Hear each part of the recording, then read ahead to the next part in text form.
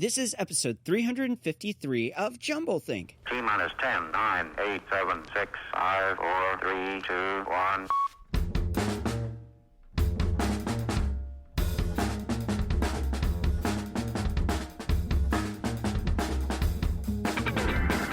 Welcome to Jumblethink, where we interview dreamers, makers, innovators, and influencers all about their journey of turning dreams and ideas into reality.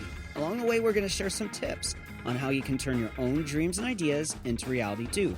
Our guest on today's show is Eric and Eliza Roberts. More about them in a moment. Whether you're a new listener or a longtime fan, if you've never subscribed to Jumblethink, now's the time to do it.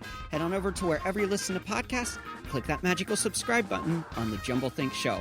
To make it even easier, if you head on over to jumblethink.com, you'll find links to Apple Podcasts, Spotify, Stitcher, Pandora, and more. Now let's join today's conversation.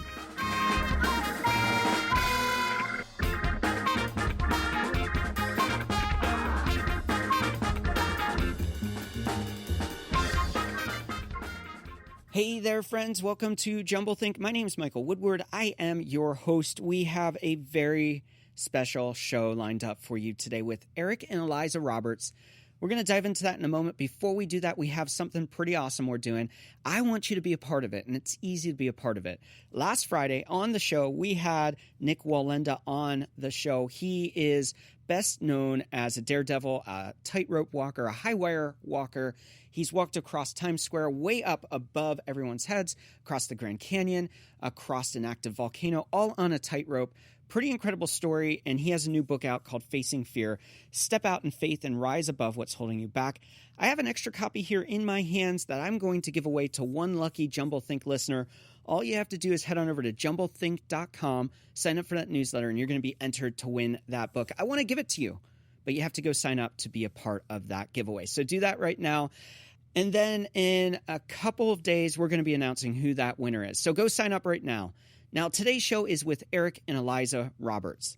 So let me tell you a little bit about Eric. Eric is an actor through and through. He got his film career start in The King of Gypsies back in 1978. He went on to be the star of The Pope of Greenwich Village. He was in The Dark Knight. He has been in probably more credited roles than any other guy in Hollywood. He's also been a star on TV shows. My wife's favorite was that he was the master in Doctor Who in the 1996 Doctor Who TV movie. His wife also starred in that, which is pretty cool that they worked together. My favorite was that he was in Chuck with Zachary Levi, which Chuck is just my favorite TV show of all time. So to have him on, what an honor. Now, his wife, Eliza, is an actress and casting director, too. She is known for National Lampoon's Animal House, Doctor Who, Lois and Clark, The New Adventures of Superman, and much, much more. I got to sit down with them while Eric was on the set of a new project in Atlanta. How cool is it that they're back? Even while COVID's going on, they're figuring out ways to film great content for us to watch. Now, as I said, this was recorded while Eric is on set, so he's in and out of the conversation. It's Eliza, it's Eric, it's me. It's just a lot of fun, and the conversation went everywhere. It's not going to follow the normal Jumblethink format, but that's okay. But the conversation, nonetheless, was pretty epic. So let's go ahead and join our conversation with today's guest, Eric and Eliza Roberts. Our guests today are Eric Roberts and Eliza Roberts. So great to have you on. I'm excited. Really, truly acting royalty here. Thank you.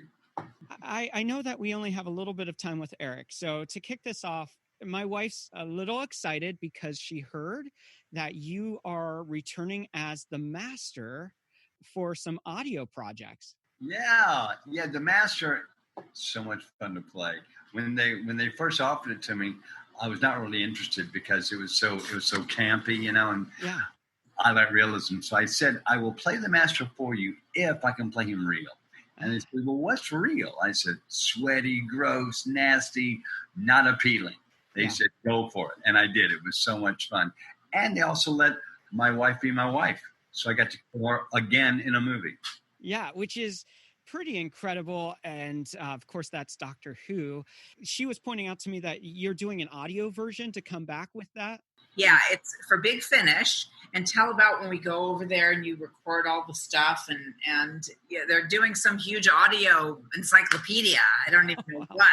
But it was like when we did the Killers video we're like someplace else from everybody else, and we're like zooming it into them. For me, this is going to be kind of obscure with 500. It says 500 credits, but that's like character credits. When you go through and see episode credits and everything, it's got to be closer to thousands of appearances on various things. Really? I think so. How have I had time for that? I don't know, which I'm going to ask you about that in a second. But for me, one of my favorite shows of all time was Chuck. And you were in one of the episodes of Chuck where you're an old partner of Casey and you come back to find some lost treasure. Yeah, well, we'll tell the story about Zach and how we knew Zach.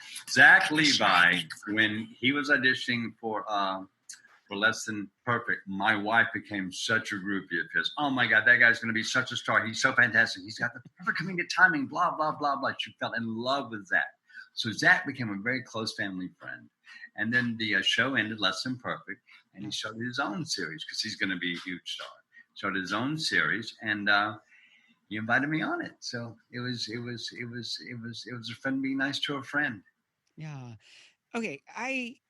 There's so much. There are hundreds of episodes of podcasts and interviews where we talk about a list of your career. And for me, though, what stood out about you, both of you, is the fact that you celebrate family so much and you are cheerleaders for your family so much. When you go to Eric's website, every family member's listed there. You see Keaton and his music, which I have to say, the Father song that he does, the killer song, really, really beautiful tune.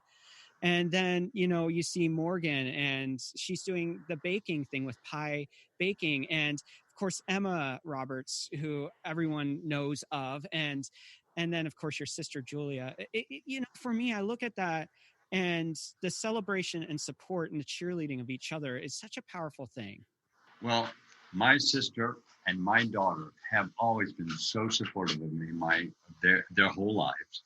And I love them for it. So I support them. And I also think they're two incredibly cool looking people. Yeah.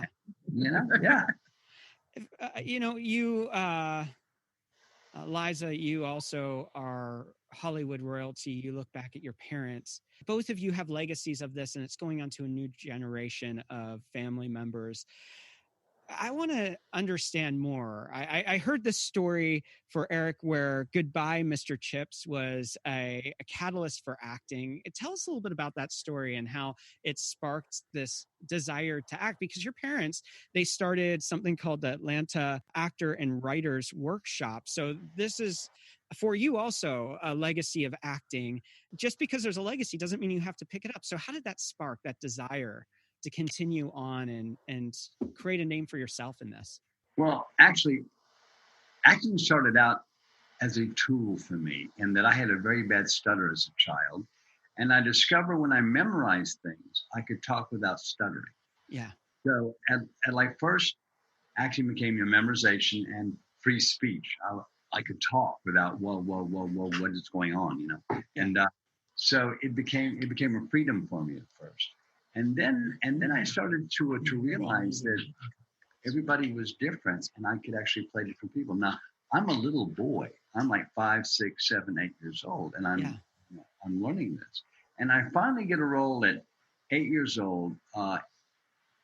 In Member of the Wedding, I played, what's the boy's name in Member of the Wedding? There's Frankie, right? That's the girl. Frankie's the girl. And John Henry West, I think was his name. There we go. I played John Henry. And it was a real part. He had to cry. He had to die. All kinds of things happened for him. And I found out how to do it. Wow. And I thought, I'm the only person in the world who knows this secret. That I think of something very sad, it can make me really cry. I was so proud of myself that I discovered this by myself. I discovered this only to find out that everybody's been doing that forever. But I was very proud of myself as a 7.5, 8.5-year-old boy to understand, I thought, how to act. I figured it out. And so that's how I grew up, kind of teaching myself as I went along. And then by the time I was 15, I was a pretty good actor. Yeah. And I knew it. And I was very proud of it. And wanted to chase it to the end of time.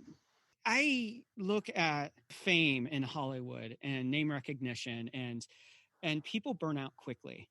And yet you've been able to create a sustaining career.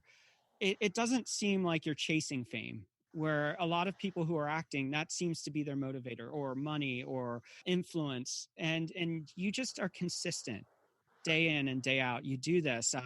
I think between 2020 and 2011, I was counting through pre-production and projects that are just listed on IMDb, and there was something like 56 projects currently in the works. And to me, that shows character, one, that you're consistent in that, but two, it shows that this isn't about fame. This isn't about riches. Why do you stay motivated to act when so many seem to fizzle and lose that drive to continue? Okay, not to sound too saccharine or too PC, I have the best job on our planet. I have seen the planet. I have the best job there is, dude, and I know that. Yeah. And it's as simple as that. I'm not, the best actor in the world, but I am dependable, and I love it so much. I love acting like I love my wife every day. Yeah. I just love it, and I also have help. Don't get me wrong. I'm one of those actors who knows we're just a cog in the wheel. I know. I mean, I've got a crew. I have writers. I have makeup people. I have my coach. I have just all kinds of people around me who are doing for me so I can do the performance. Yeah. It takes all that. It really does. And when you have the kind of help that I get, how can you ignore it? Yeah, it's so powerful. I think that many of us see the face and we don't realize what it takes on the back end to make it all work together. We had LeVar Burton on a couple months ago, and great guy. And what was incredible, I got to know his wife through that process, who manages his work now, just like your wife manages your work. I think that's such a powerful combination, because she's watching out for you. You're watching out for her. And marriages don't always seem to last in Hollywood. They don't seem to always last in real life, but you've been able to be consistent in that and support each other. So I applaud you for that. Thank you so much. Well, I can't speak for a LeVar, but I can speak for me. I was just smart enough to marry somebody smarter than me. Yeah. And, it's an asset, dude. I'm telling you. I mean, all joking aside, all humbleness aside, it is a fact, and it's an asset, and I consciously thank my world for her every day, because she's my other half, and it's a big half. I heard the story about Jeffrey Dean Morgan and how this relationship almost didn't happen. Tell that story. Well, I met my wife on an airplane. I asked her for her phone number. She explained to me, I'm in a relationship. I said, I didn't ask to sleep with you. I asked you for your phone number. So she laughed and she gave it to me. Okay, cool. So I had it. I got to where I was going that evening, and I decided, you know what? I'm going to call her. I'm going to call her right now to remind her that we met and that she's on my mind. Yeah. So I called her, and a man answered the phone with a very deep voice. Hello. I'm the hell no. A boyfriend, somebody. May I speak to Eliza? May I ask who's calling? Would you tell her it's Eric? Just a minute, please. He goes away for a long time. She comes to the phone. But here's the conversation. He goes to her and he goes, phone call. Who is it? Eric. I don't know an Eric. We just met. I don't know an Eric. Well, it sounds like Eric Roberts, he said. If he hadn't said, oh, yes, I just met him on the plane. So she takes the call. If she hadn't taken the call, I would not have called back. I'm done. But she took the call. 29 years later, here we are. So that being said, if Jeffrey Dean hadn't recognized my voice, I would not be sitting beside this woman right now. And I know that. So I love you, Jeff, with all my heart anyway. But I love him mostly for that. I hesitate to bring up this because it does, I'm sure, bring up pain, but addiction has been a part of your story. I worked at a church for several years on pastoral staff that had a very robust recovery program. And I know how hard that is to admit, but it's hard to then overcome. And I know that it impacts family so much. Talk to us a little bit about how, there are people that are going to be listening that are struggling with their addictions. It could be a drug. It could be something else. I think with COVID, there are a lot of people struggling right now to find that drive, that purpose, that sustaining power. They're by themselves. They're at home. What is that from your story, that little voice of hope you'd want to bring to them? Well, it's a long, involved issue. It's tough to talk about only because it's so personal, not from me, but for the individual you're trying to help. Yeah. They're in it. And when you're in it, it's like a whirlpool. You can see it's not going well, but you don't quite know how to reverse the cycle. Because we're all children who get tall. Yeah. We're just, and we need help sometimes. And when I first got into film, half of my first dozen films, half of them, they would send you to the prop truck where they had lines of cocaine lying out. And everybody from the executive producers to craft service were doing that drug on set. Wow. Now, I was very lucky. I can't talk whenever I'm intoxicated. I cannot speak properly. So I couldn't do drugs on set. But I had a manager who after I was off set, we would do drugs. Wow. And I did that for well over a decade. Yeah. And it ruined most of my relationships. It put a big dent in my career, and it got in the way. So I met her, and she said to me, if this drug is ever in our lives, I won't be. I said, okay, because she was that valuable to me. So it took that much and that long. And it has to become very personal to quit. It cannot be general. It has to be specifically, you have to quit because. Yeah. And you have to find your reasons. We all know we have to quit just for life. But you have to find your reason why you're doing it and undo it. And it's hard. And you have to be honest. And what's kept our relationship alive for so long is honesty. And sometimes it's brutal. Sometimes it's not fun. And but for the most part, when she makes me the saddest, she also makes me the happiest, because she's making me sad because she's helping me with an issue I have. And she's so much smarter than me and so much kinder than me that it works. Yeah.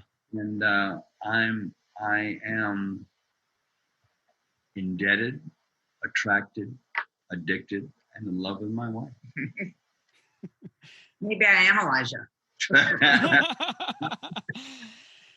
And I remembered it was Gilbert Gottfried that said that on his show. That's funny. This is so funny because he's a friend of ours. Yeah, we love him. He's just so out there when he's doing that show.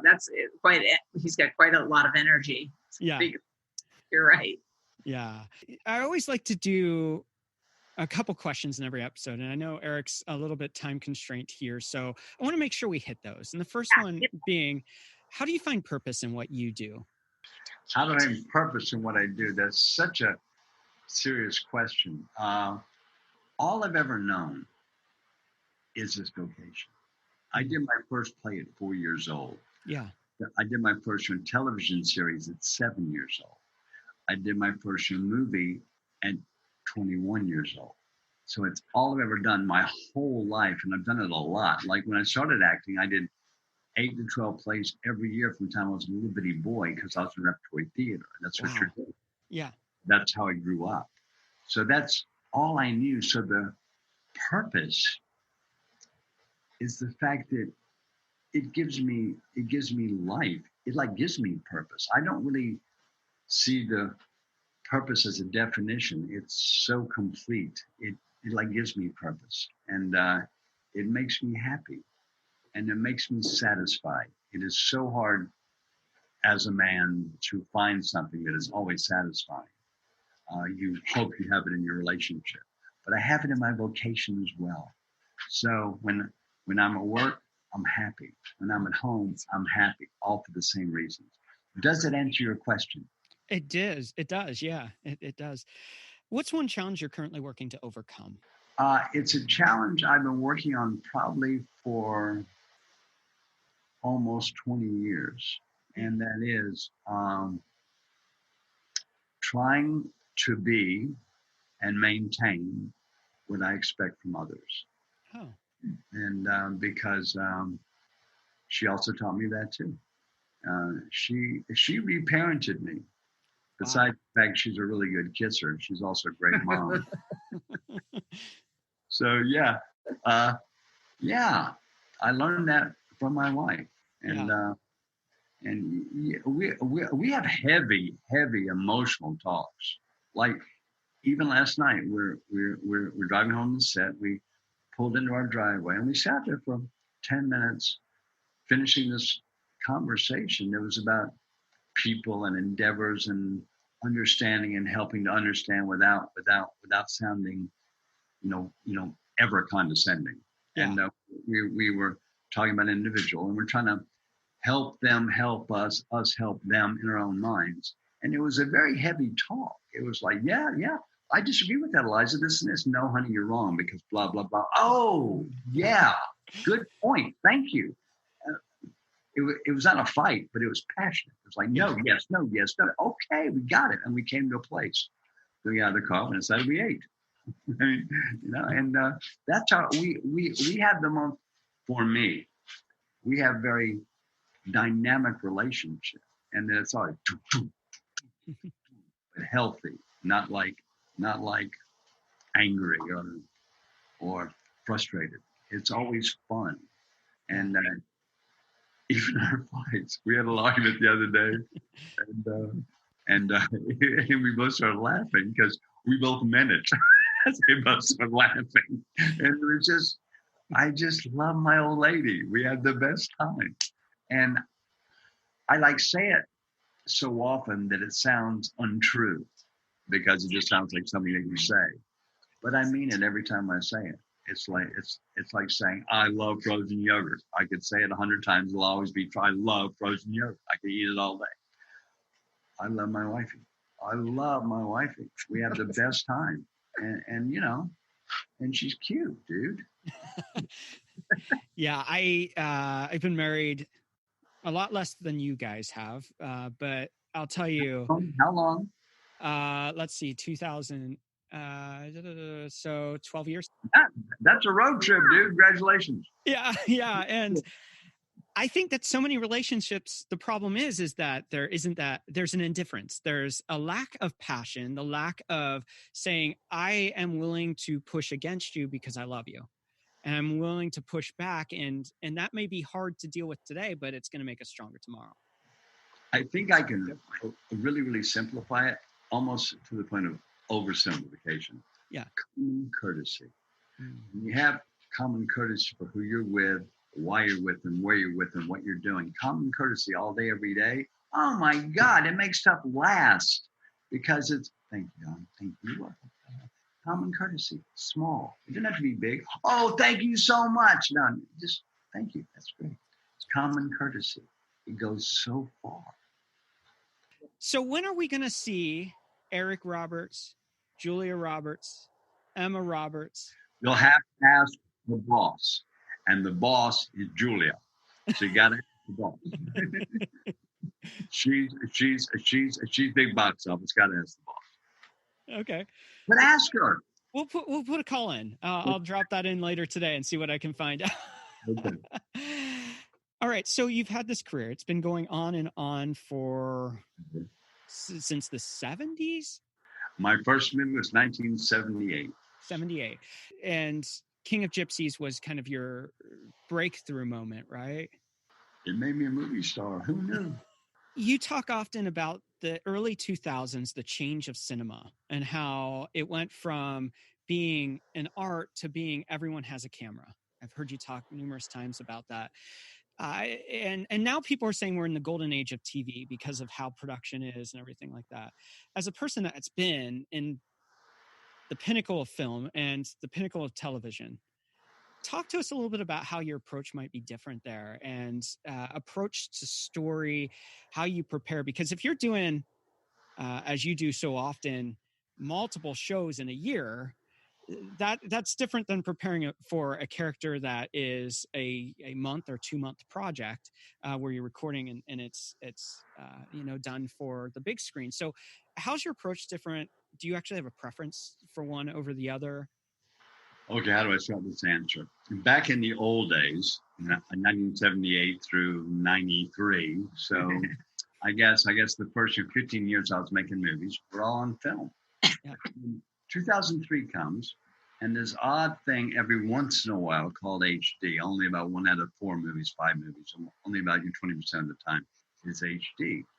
And we look at it on the playback, and we all go, "Oh my God, that's so ugly!" And all the women quit. Basically, I'm not going to be in movies looking like that. Yeah. And they would demand to look like something else and be told, "No, that's what we're stuck with." I'm out. And a lot of them left the industry. And a lot of them, especially all your daytime actresses, they got tired of them. They were gone, dude. And by 2008, basically 75% of everything was HD. So and then one day, my wife goes, this started, in 2003. We've done a little bit of it, but now it's happening a lot, and we can either exploit it or not. And here's what it is. Everybody owns a camera now, so everybody's a studio. So they're calling for you, specifically you, Eric, from all over the world. Wow. And do you want to go chase this? Because it's going to be something. And a lot of these, like hundreds of them, are one-day works. I show up and I do a part for them a day and I leave. I'm just in a movie. And the other half, from supporting roles to starring. But it's always different, and we've seen the world for free, traveling the world, making movies from 2008 to 2018. I made hundreds of movies and had the best time, had so much fun, saw the world for free with my wife, and it just became like going to school with all your homework done. Yeah. It's a real satisfying feeling. It's really cool. So this sounds like this is something that you're going to be doing till the day you die. This is the legacy. Well, I don't want to put words in your mouth. So what is the legacy that you want to leave behind? Well, if I could have my cake and eat it too, just the way I wanted it, I would retire pretty soon. A year, 2 years maybe, because I think I've done everything. Unless I get what I'm after now is a series, because I would like to go to work the same place every day and not have to travel. Yeah. But I want to play a real dichotomy. I want to play like a cop, whatever, real straight-laced guy, cop, who has to go undercover as a drag queen or something that extreme. I don't know if that's it. But dichotomy. He's this, but he plays this. Oh my God, what's he doing? And that's just left for me. And I got a little bit of that in a short film I just did where I played a guy in his conscience. Okay. I got to do a little bit of that, and I fell in love. But it's really hard, though. It's really hard. But to act with yourself is hard. But it's what I have left to do well. And I just did it in a short, and on a scale of 1 to 10, I probably was a hard 7.5. I was not a 10, and I want to be. So I want to pursue that. That's really cool. Playing 2 parts in the same movie. Yeah, that's so much fun, and to be able to explore that over a series, that's pretty exciting. I think so too. Yeah. So I'm going to jump back to these rapid fire questions a little bit. We always ask this in every episode, so we'll fly through these pretty quick. And the first one being, as a child, what did you want to be when you grew up? Well, First thing I wanted to be, there was not an actor, because from the time I could talk, what are you going to be? Actor. The first thing I ever kind of considered was I wanted to be in the Navy. Why do you want to be in the Navy, Eric? You can't swim. Yeah, but the uniform is cool. I like the uniform. Yeah. So I was going to be in the Navy because I liked the hat. I had a hat that my grandfather bought me in an Army Navy store, and he showed me how to fold the sides of it down all cool. So I had the hat already. So I was going to be in the Navy because it looked cool. But no, as far as anything went, though, I was always going to be an actor. Always. From the time I had my first role as a mute clown in a Christmas play, I was always going to be an actor. You did become a great swimmer, by the way. I did become a good swimmer. Like people who can't swim. Thank you. Did you want to answer that? I also wanted to be an actress, but I wouldn't admit it because until it happened, I didn't want to admit it. I didn't like that presentation of wanting something you didn't have. I'm sure it's just ego or pride or whatever. So I pretended that I wanted to be a hospital doctor. And then to drive my mom nuts, because she was a career woman always, I said I wanted to be a housewife and mother. That drove her nuts. Like all the other moms were like, "That's very nice, dear." And my mom was like, "Over my dead body." And you know, in a lot of ways, secretly, I did want to be a wife and mother. And still, I would be a midwife now or a doula. My alter ego is all about babies and family and kids. True story. You know, that's really cool. That's the secret core. And your mom just passed away earlier this year. Is that right? Oh, sorry. Oh, okay. We're yes, okay. yes. We're yeah, okay. yeah. You're seeing behind the scenes because you're right here. Editing can fix that for sure. We'll just cut that out. So or keep it. It might be people's favorite part. Yeah. My mom did pass away earlier this year. Yeah, February 1st, 2020. And she stayed busy well into her 90s, being an advocate for social change, for still doing radio, I believe, and some other things. Connect the dots. Yeah, connect the dots with her show. Yeah. You're an incredible researcher. You want to come work with us? Anytime. Her mom was an incredible woman. Yeah. Bright, funny, sharp, cool, way ahead of her time.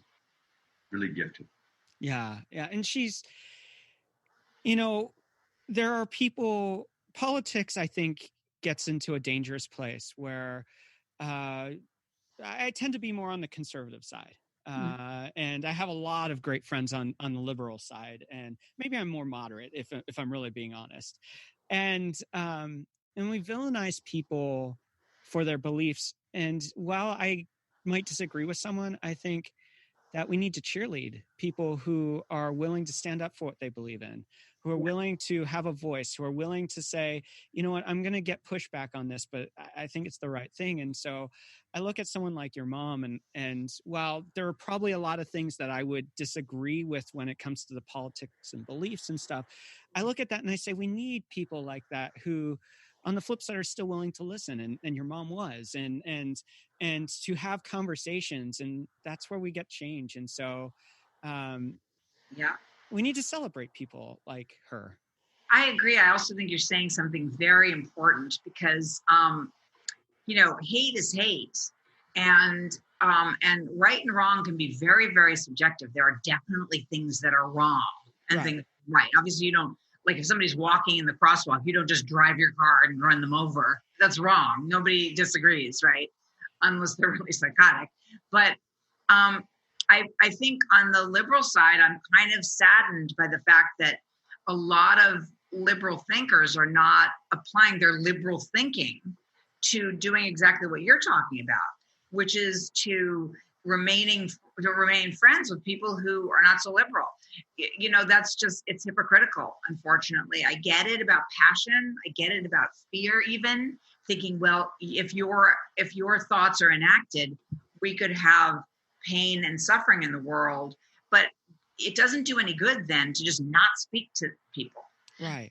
You can't change people, but definitely all of us have had the experience where something someone says that's not in our thinking sparks new thoughts and new understandings for us. It's really important to keep the dialogue open. I So agree. I appreciate what you said about her, and I appreciate we feel this connection with you. And you're right, we probably disagree about a bunch of stuff. But that's the beauty of it. Right. What's wrong with that? And that means even more to make a connection with somebody where it's not obvious and you're not just preaching to the choir. And I love being, politically bent. Have somebody who I have an opinion, and then I have a conversation, and my opinion goes, oh, okay. Yeah, it's cool. I love that feeling of, because like I just got educated. Yeah. And it makes me feel worthy. Yeah. And I just love that feeling. So much of what both of you do is about story and narrative. Mm-hmm. And behind bias and belief and real change comes the stories. And so many times we're saying, let's make change here or here. And what we're actually not doing is telling the story. We're not telling what's really going on. Well said, buddy. Yeah, Cool. definitely. We've had experiences that support exactly what you're talking about. You're really right. So what's one tip you'd give someone with a big idea or a dream? You've both had dreams, you both have had ideas, and you've both achieved so much. What's one tip you'd give someone with a big idea and dream and they don't know where to start? Well, my wife is my prophet, so I'm going to let her answer that question. That's a big question. It's a big question if you take it seriously. Yeah. I think, first of all, it's kind of just to say life is short and, you can't put inaction on your resume. So do it. And don't, we really have to shed the external definition of success. We really do. We're so bombarded with that. So American. The record industry is before it completely fell to pieces, but on its way to falling to pieces, it was so sad because it used to be, there could be a gold record, a platinum record, and if you sold 25,000, that was still really good. And then suddenly when people could just get to that 10 million or whatever, then you sell 500,000 or a million and you're a failure. And so that's happening everywhere. And unfortunately, it penetrates people's souls. So they actually view themselves that way. It's a form of insanity. So I think the reason people don't go ahead and when they have an idea, they just give up before they start is fear of that. And it's a legitimate fear. So you got to kind of remind yourself, hold on a second. This is my moment. I always say that to actors when I'm coaching them. Don't walk into a room feeling like you're begging for something and you're in the way and try to be convenient. Go in remembering you're offering something. No matter who we are, we have something to offer. No matter what, just ourselves is something to offer. So that's what I would say to someone if they can translate that into having the courage to try. We're going to take a break right now, but in a moment, we'll be back to continue the conversation with Eric and Eliza Roberts.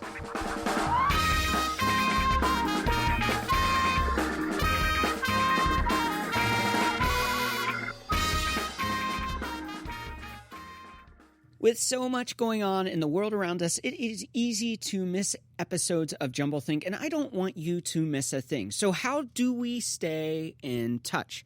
Head on over to your favorite social media channel like Facebook, Instagram, LinkedIn, and Twitter. That way you'll stay up to date on episodes of the show, or you can go on over to jumblethink.com and sign up for that email newsletter. Let's connect, and let's make sure you never miss an episode of the show. Now let's return to today's conversation with Eric and Eliza Roberts.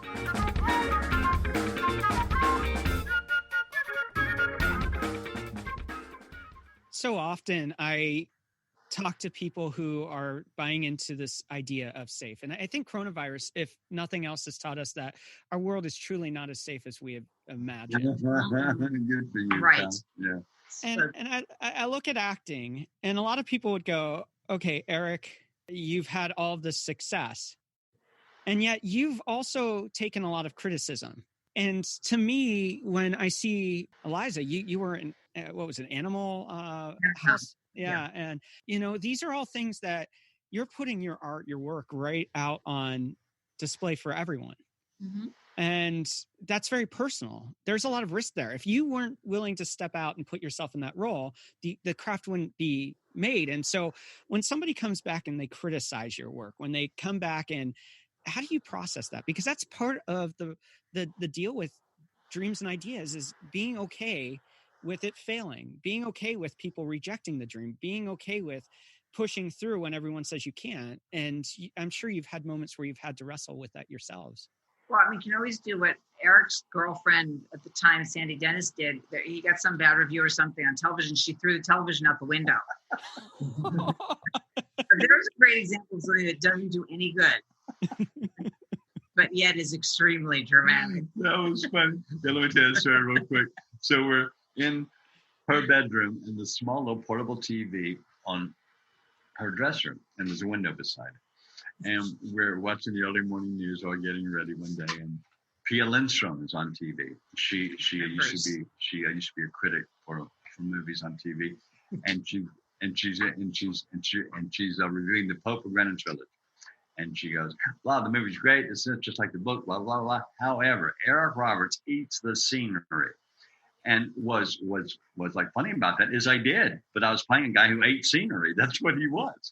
But my then girlfriend opens up the window, takes it and throws it out, and then I just had to do it and walked out of the room. I've never been so, oh my God, moved in my whole life. You read reviews since then? Well, here's what happened about reviews. In my first movie, King of the Gypsies, it was introducing Eric Roberts, and all the reviews came out. I was the best thing since sliced bread. Oh my God, compare me to James Dean, Marlon Brando, Monty Cliff, all this stuff. I was going to my head, but I get yes. And then I get one that says, he's a bad imitation of Richard Gere. And I realized if I believe that, I can't believe those. And if I believe those, I can't believe that. I'm never reading a review again, because I felt like the most talented man on the planet with all these reviews, and then something is cut out from under me. Yeah. That was the last review of mine I ever read. Now, in our 20 every year marriage, how long have we been married? Since 1992. Since 1992. Okay, so 1992.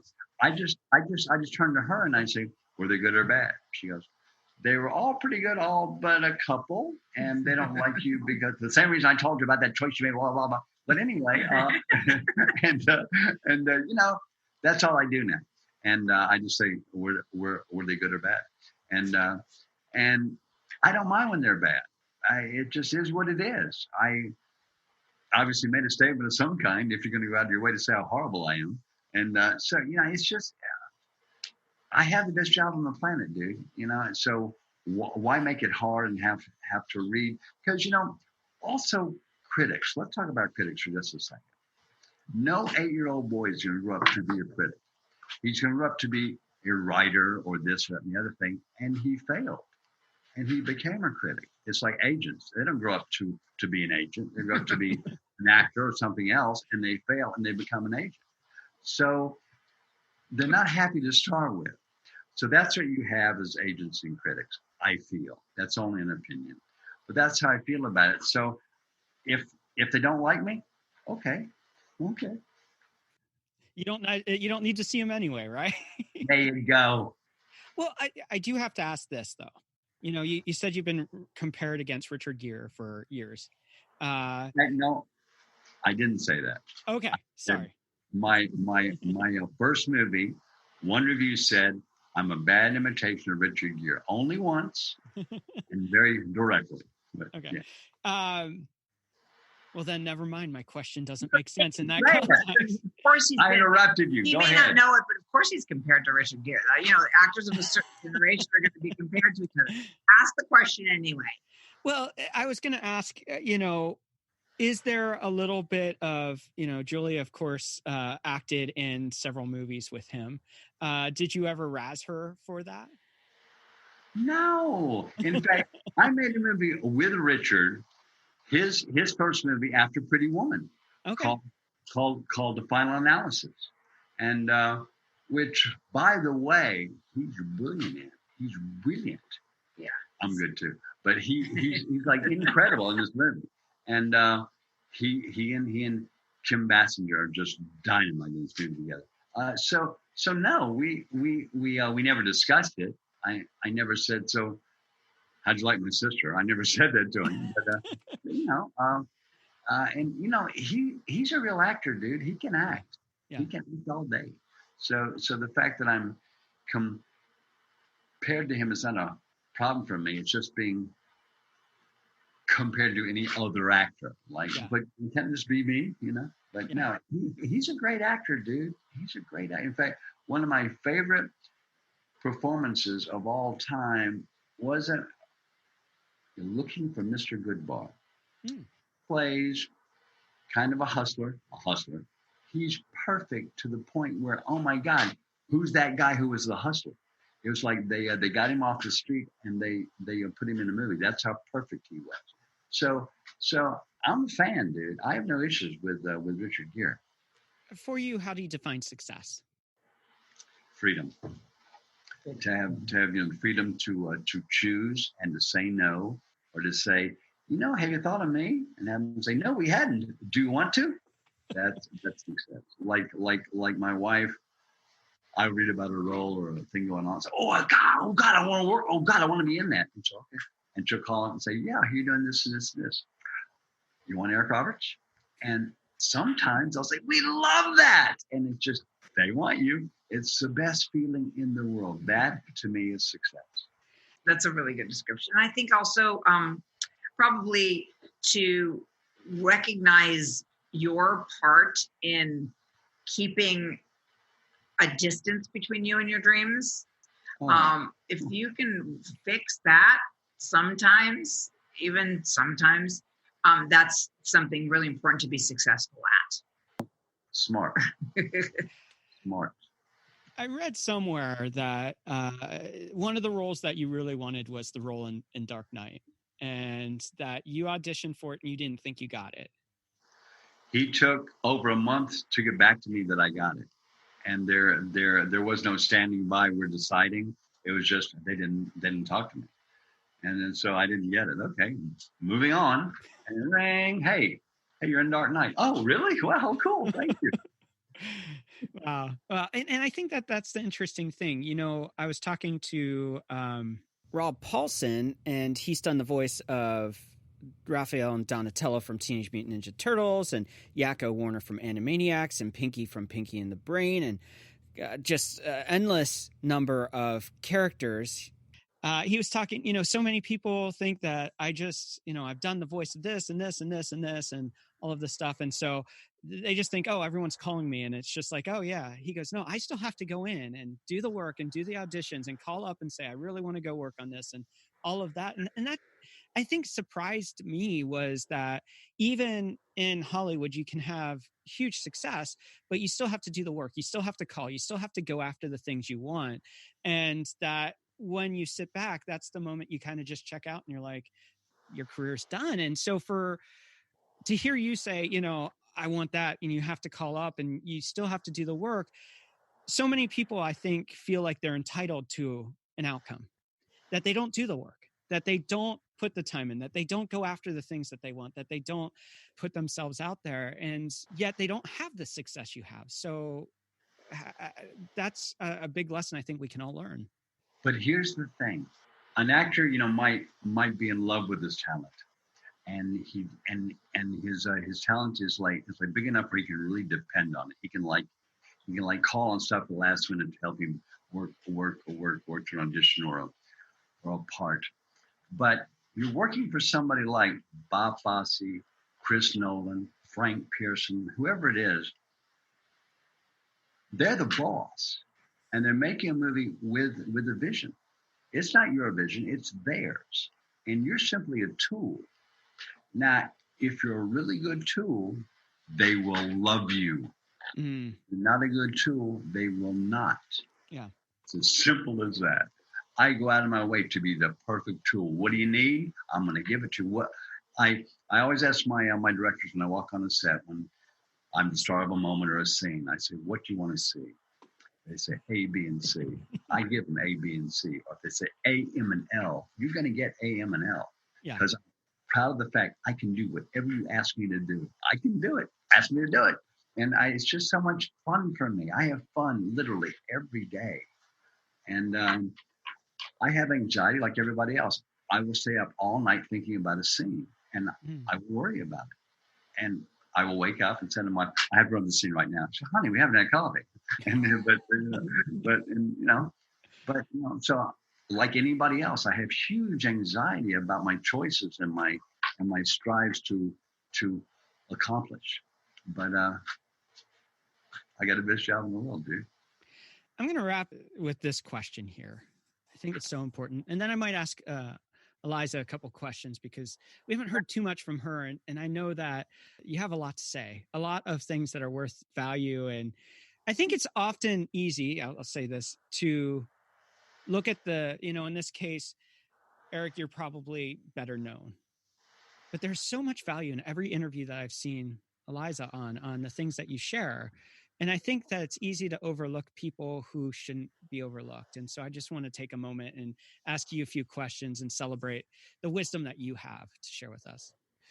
So the question I want to leave kind of this portion off with is, for you, what is one dream you're still wanting to fulfill in your own life? Oh, dude. A couple. Well, I want, now, this sounds like I'm marginalizing the importance of what I'm saying, but it's just an over simplification, so we don't have to go on and sound so collegiate. And it's this: I want to be the person that my cat thinks I am. And that's really true. My cats all think I'm a superhero. I'm super dependable and super kind and super cool. They think she's their mom. Boom, simple. But I'm the cool guy. I'm like, let's go. They all treat me like that. Hey, Eric, And I want to be the guy that my cats think I am to the world. Wow. And that's what I'm after, dude. Surprising, right? Well, I mean, that's a high goal to set. Cats are not easy to please. I love you for that. It's true. They're control freaks, and they definitely aren't always nice. How about you? Are you asking me the same thing? Yeah, I'd love to hear. Oh, gosh. I think it's the happiness of my children. I mean, we're only as contented or settled or exuberant or fulfilled as our kids. And Adam Sandler even had a line about it in Spanglish, where he said, worrying about your kids is sanity. And, it drives you completely insane right from the get, and you never regain your sanity, but that is your sanity. So it's that. It's just, you talked before about us making every project kind of like a home movie. And it's true. Keaton's music is all throughout our films. I'm in his movies. He's even in my movies. Our daughter caters all the movies because she does more than just bake. I mean, it's pretty hilarious. And anybody we're close to, what we care about, just suddenly they show up. I mean, there's been times with major music videos and other things where someone will come on set and they'll go, wait, hold on, wait, am I looking at basically your Rolodex? Am I scrolling through your phone right now? Or looking on your agent's website? Because everybody is somebody that you have a close relationship with. So, it becomes really wonderful when you're able to do that at all. Like that is powerful. And, even doing that, it doesn't, you talked about a safe world. When my kids were born, I would say out loud constantly, how do we make sure they never have any pain? How do we make sure that they're safe forever? How do we make sure? What do we do about mortality? Oh my God. It's, because your two biggest fears eventually come true, which is their loss of you and the world's loss of them. And you live with a little particle of that every day, and it's kind of unbearable. But you have to bear it. So you have to flip it and go look at this magnificent life, this amazing world. And also I don't understand why there needs to be, I do understand why, I suppose, but I wish it were not so. The degree of struggle that people have just universally. My wife doesn't believe in money. Mm. Yeah, I do not. I believe that was a great idea to begin with. And probably people just exchanged goods and services, and there was bartering, and that made sense. We still do a lot of that. And then somebody said, let's have a symbol for this, and then you can go and get what you need. Brilliant. Doesn't work anymore because now it really causes mostly just too much disparity and a lot of suffering, and it isn't even a thing. It doesn't even actually have actual value. Too much separation. It causes separation. So I think, you talked about my mom. She worried about, because she worked till the day she died, but she worried about outliving what she'd accumulated and not being able to have care or just live. Why should she have had to worry about that? And that's just her. That we're not talking about the rest of the billions of people on Earth, because it's everybody. So since it doesn't actually do anything except really cause distress, it will be revolutionized, the whole system. There's no question. It may not be in our lifetime, but it will, and it needs to happen sooner rather than later. So, yeah, that's just one of my philosophies. Just if anybody listening, stop and think. If you didn't have to worry about money equals survival, and it equals the ability to care for your young. If you didn't have to worry about that, tell me, you'd feel like you had no problems. Yeah. So, and COVID has really brought that home. Yeah. There's a vast difference between survival and thriving. And so many people are surviving. I've been in seasons where it's just, how do I survive till tomorrow? And there's a difference between when we're in seasons of thriving and just everything's firing in the right place, and survival and just trying to make it till tomorrow. Exactly. Okay, hold on one second, because Lucas is wandering around here. Are they ready for him? Yeah, absolutely. 2 minutes. Okay, and they know, and JT knows that can be available too, right? Of course. Yeah. Okay, as long as they know. Okay, we're good. Like, we get so lucky because whenever there's an interview and we're shooting, I always entertain the thought of postponing it till a clear day. But you end up on set with so much time like this. Where they're like, okay, Eric can be gone for exactly 12 minutes, and they're like, yeah, and then they had a million scenes to shoot without him, and so I don't. 35 minutes later, is Eric available? Right, exactly. So I'm glad that we went for it. Me too. I just want to say this before Eric runs off. I'm just thankful. Thank you for taking time. There's no reason you had to take time out for me or for our show, and it's an honor to have you on. And I just want to thank you for your generosity of your time, your wisdom, of sharing some great tips for people who want to do this. Thank you. That is so moving. Can I also point something out that also comes from her? we first got together, and I fired the agency, and I made her the boss, you're the boss, blah blah blah, because they don't tell me about all the small films, and I want to make small films. I love little filmmakers. I want to be a part of that world, blah blah blah, and they would never tell me, so they're gone, and you're it. And what's the point of the story? He was thanking you and saying, thanks for doing this and making the time and the tips and whatever. And then you're like, can I say one thing? Yeah, my wife has taught me to just that this is giving, and this is what I have to give. So give, by God, give. And she because when I first made her the boss, she says, now a couple things have to change. You're not mean, but you come across like you might be because you don't speak to people. I said, well, I don't have anything to say. She says, no, Eric, no. You are a politician now. You are a famous man. Everybody expects you to be a certain way. And I'm sorry, to some extent, you have to be that way. Okay? You have to be the grown-up you're not starting today. And she basically made me grow up. And it's a great thing to grow up, I found. And I really appreciate it. They're calling me to set. You have been a pleasure, dude. Thank you. Thank you. Appreciate it. I'm still here. I'm going to leave you with my better half. Okay. Bye, guys. Have fun. Bye-bye, baby. We're going to take a break right here, but when we come back, we continue the conversation with Eliza Roberts.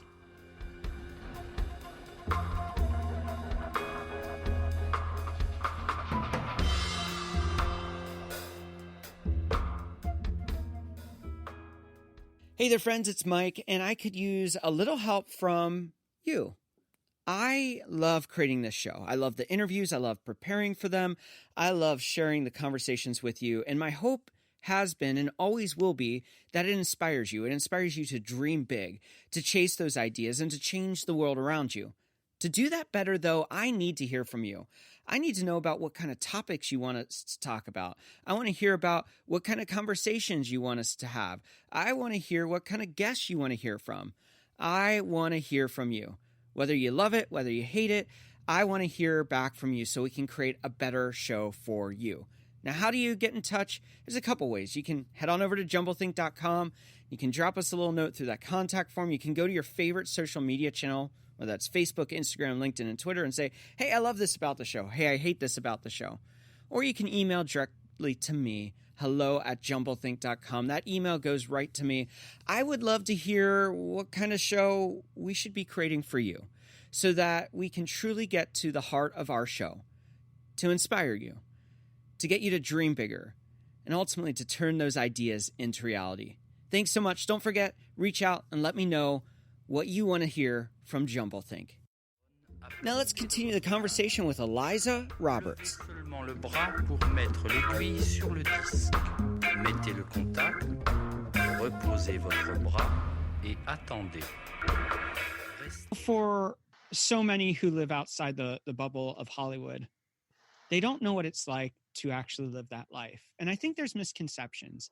You are an actress, you're a producer, you've done casting, you're a spouse who has family members that are in this space.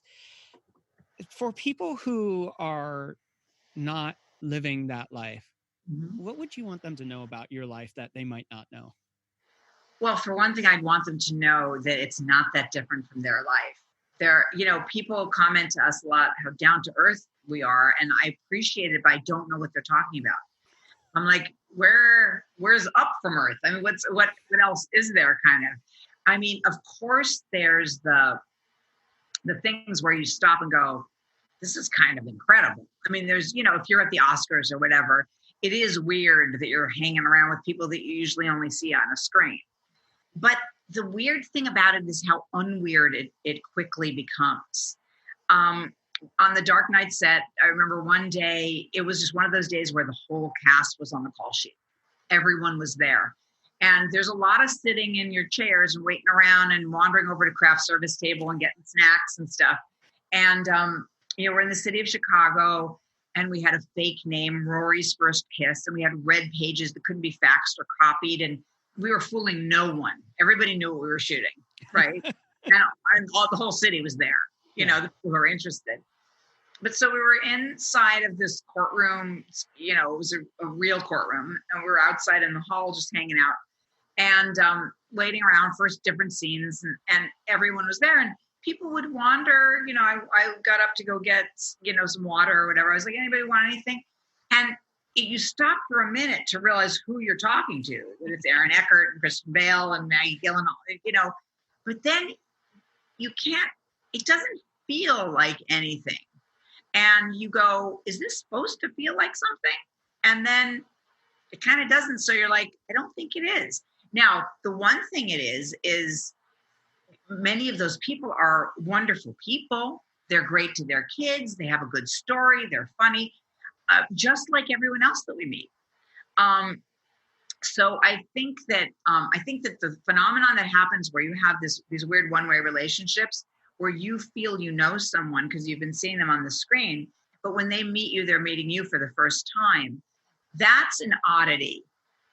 It's less odd now because on YouTube and everything, everybody's on there. So you can, Eric, the funniest thing happened where we got to a movie at a wonderful indie, back when there were movies, theater in LA.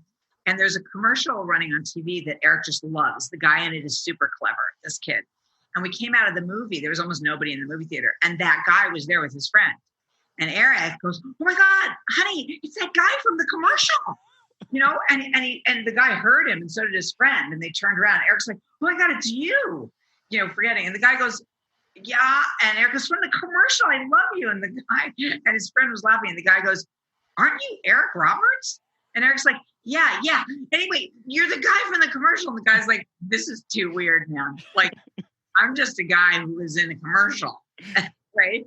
And you're Eric Roberts, and you're really excited to meet me. And his friend is like, this is just ridiculous. And so excited, so much more. The guy was excited to meet Eric, but Eric was so much more excited. So it can happen in any way. And I think that, there are definitely misconceptions. There are definitely times when, look, there's times when we are picked up in a limo to go someplace and we're dressed up in clothes that somebody lent us, or we're on location. And in the meantime, back in our bank account, it's like, uh-oh, right?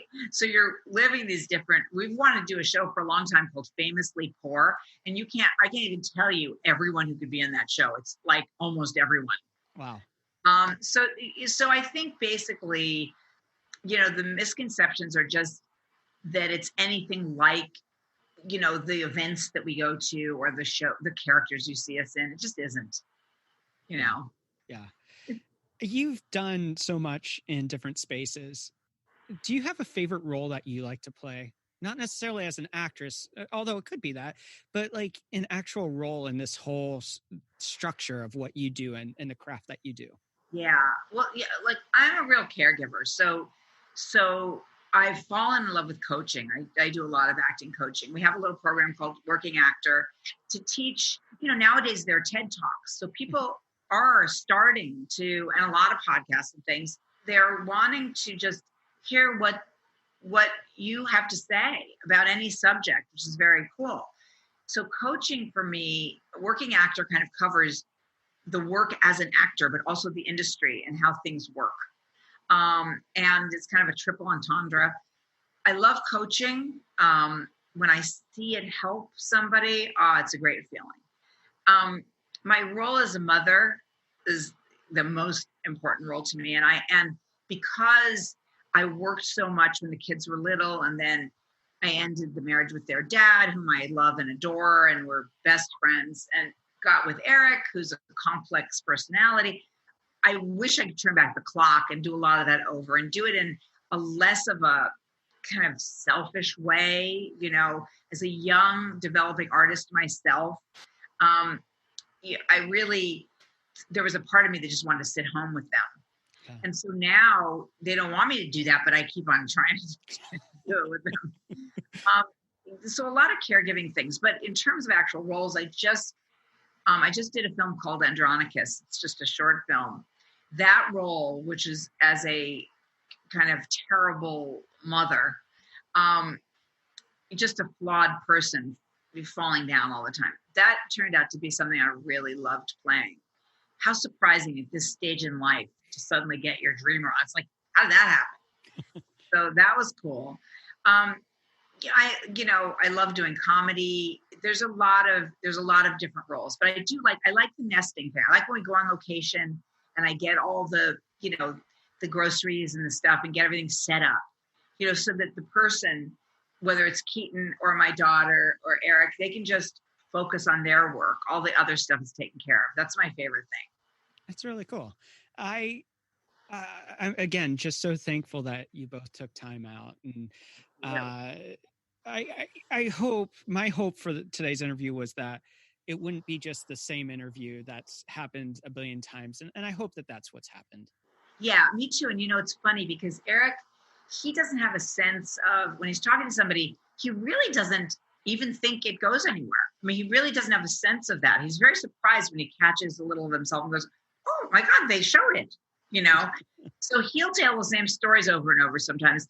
I really embrace the opportunity. So does he, to just go deeper or go off that direction or whatever, which I feel like we've done with you. We've sort of expounded on some stuff that you'd already heard that you're interested in, which I'm sure represents your listeners and viewers also. Yeah. But it is fun. There's now with Red Table Talks and other things, finally people are just talking. Mm-hmm. And, we hide the stuff that we have in common. Common ground is the answer. Mm-hmm. And to hide it all, like, why? We do shows about it. Our characters are written inside out. We're very vulnerable and revealing. And then we just close it all up. I think it's it takes too much of the wrong energy to do that. So I feel like we have talked about some other stuff. And by the way, what you said is interesting about the movie Love, Weddings, and Other Disasters. Okay. It's a Dennis Dugan movie, and it's with Diane Keaton and Jeremy Irons, Maggie Grace, and some amazing people, and Keaton, and Elle King, who is she's Rob Schneider's daughter, an incredible. Am I saying her name wrong? Right? Oh my God, I hope so. Otherwise, that would be terrible. Anyway, she's remarkable and amazing. And yeah, Keaton did all the music for it, and he has 9 songs in it. And by the way, Father's Song is David Duchovny's favorite song too. Oh, interesting.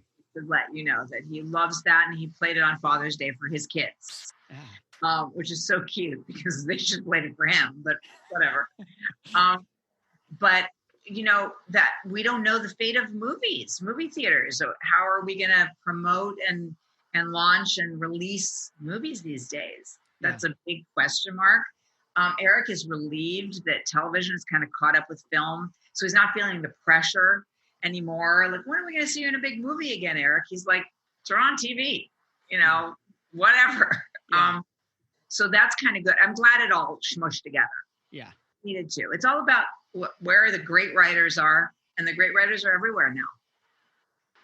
I think that Hollywood's changing from the standpoint of whether it's diversity, but beyond diversity, there's a lot more space for a lot of different creatives to create. Where I think, 20, 30 years ago, it was very singular. There were a lot more gatekeepers where those kind of things have been removed to an extent.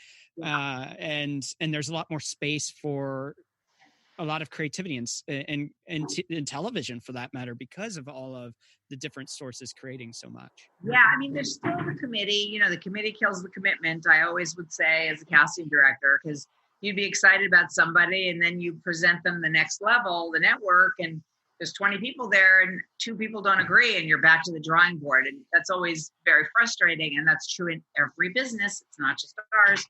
But there is, we do say to people starting out, just make an Actors Access profile, or if you're a director, pick up your phone or whatever. Just do it, post it, promote it. You don't need to have it bought or pre-sold. Just do it. Yeah. And that is a relief. It really is. Look, he has his shield. By the way, whenever we're not in our dressing room or actually in a scene, we are masked. You should know. And this is after they've quarantined you all too, right? Yeah. Which, I mean, it's. But this is a really good group. Everybody's masked. Everybody is smart. Nobody forgets. It's like serious stuff. And everybody's being really. We were quarantined when we came. Temperature every time we appear on and leave set, and we still don't go anywhere. We just go to work here, and they're really, really careful. Everybody was tested, and we just kiss each other. Kissing scene, you kiss the person, but they're tested. Yeah, they're tested. Yeah. Were you guys afraid that television wasn't going to come back till 20? Oh yeah, it occurred to us, and to a large degree, it hasn't. By the way, no, it's not back yet, really. I mean, it's only back as a Band-Aid right now. It's not really back. Yeah. We are still afraid. Just the numbers. I mean, if you have a full crew, which you need for a lot of the series television, you're talking about 120 people. I mean, just the chances are someone could be ill. And there's, it's really different. And we need shows. Like we need, I think we're part of the reason we're afraid is we're afraid there's not going to be anything to watch. Like, how are we going to find out what's going to happen next on The Resident or whatever, or Million Little Things, or This Is Us? We're in trouble. Well, I should let you guys go. Thank you so much for your time. Thank you so much I think this is really going to inspire some people on their journey of dreams and ideas. So thank you. Well, you are so likable and so sweet. Thank you, pal. Yeah, it was really great. We'll see you soon. We'll see you on socials, at least. I want to thank Eric and Eliza Roberts for taking time out and joining us here on Jumble Think. They are true Hollywood royalty, and beyond that, just genuinely amazing people. My hope for today's conversation is simple. Eric taught us a very powerful lesson, and I hope you didn't miss it. That was that when you have a dream, an idea, you have to continue working at it. You can't just assume that you have the role. Time and time again, Eric's going after the roles he wants. He's creating the characters that he loves, and he is going after the projects he wants to work on. I think it's a lesson we can learn all of ourselves. Sometimes we think we are too big or too known to have to work for it. We are entitled to it. And if people like Eric and Rob Paulson are chasing those projects that they want to work on, we don't have an excuse either. I hope today's show has inspired you. I hope it's challenged you to really think maybe things are possible that are in my dreams. The ideas that I have are worth chasing. But you got to do the work. So get out there, dream big, and change the world around you.